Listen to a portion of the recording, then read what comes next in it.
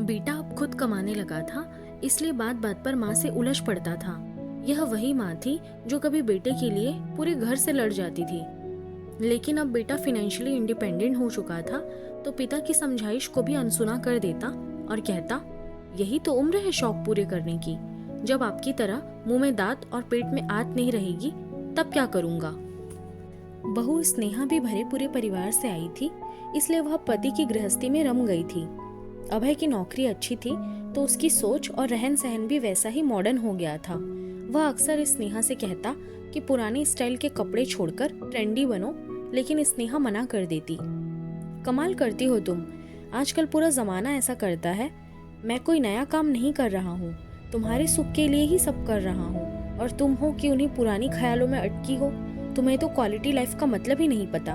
स्नेहा मुस्कुराती और कहती, क्वालिटी लाइफ क्या होती है ये जानने की मुझे जरूरत नहीं है, क्योंकि लाइफ की क्वालिटी कैसी होनी चाहिए मैं इस बात पर विश्वास रखती हूँ। एक दिन अचानक अभय के पिताजी आईसीयू में भर्ती थे। हार्ट अटैक आया था। डॉक्टर ने पर्चा पकड़ाया, 3 लाख रुपए और जमा करने थे। 1.5 लाख का बिल पहले ही भर दिया था, लेकिन अब ये 3 लाख भारी लग रहे थे।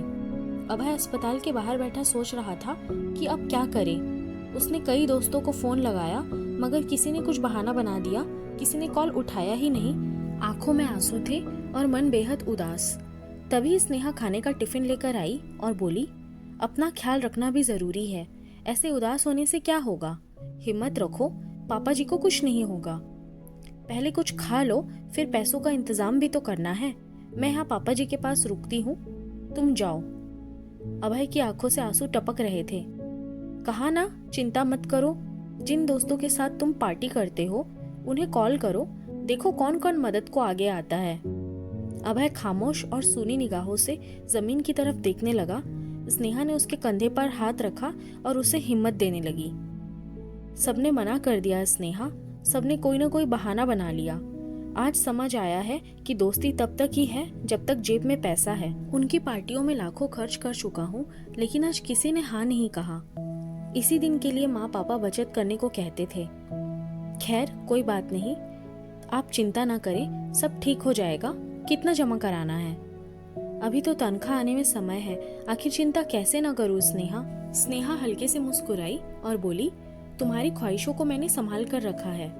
मतलब? तुम जो नए नए कपड़ों और दूसरी चीजों के लिए मुझे पैसे देते थे, वो सब मैंने संभाल कर रखे हैं। माँ जी ने फोन पर बताया कि 3 लाख जमा कराने हैं। मेरे पास 2 लाख थे, बाकी अपने भैया से मंगवा लिए। टिफिन के एक डिब्बे में खाना है, बाकी डिब्बों में पैसे हैं। उसने टिफिन का थैला अभय के हाथ में थमा दिया। अभय फूट फूट कर रो पड़ा। स्नेहा, तुम सच में मेरी अर्धांगिनी हो। मैं तुम्हें मॉडर्न बनाना चाहता था, हवा में उड़ रहा था, मगर तुमने अपने संस्कार नहीं छोड़े, आज वही काम आ रहे हैं। सामने बैठी माँ के आंखों में आंसू थे, मगर आज वे खुद के लिए नहीं बल्कि पराई माँ के दिए गए संस्कारों पर गर्व कर रही थी। उन्होंने स्नेहा के सर पर हाथ फेरा और भगवान का धन्यवाद किया। अगर आपको ये वीडियो पसंद आया हो तो इसे लाइक और शेयर करना ना भूले। चैनल को जरूर सब्सक्राइब करें। आपका प्यार और सपोर्ट ही मुझे और अच्छे वीडियोस बनाने के लिए मोटिवेट करता है। तो मिलती हूँ आपसे एक नए वीडियो में। धन्यवाद।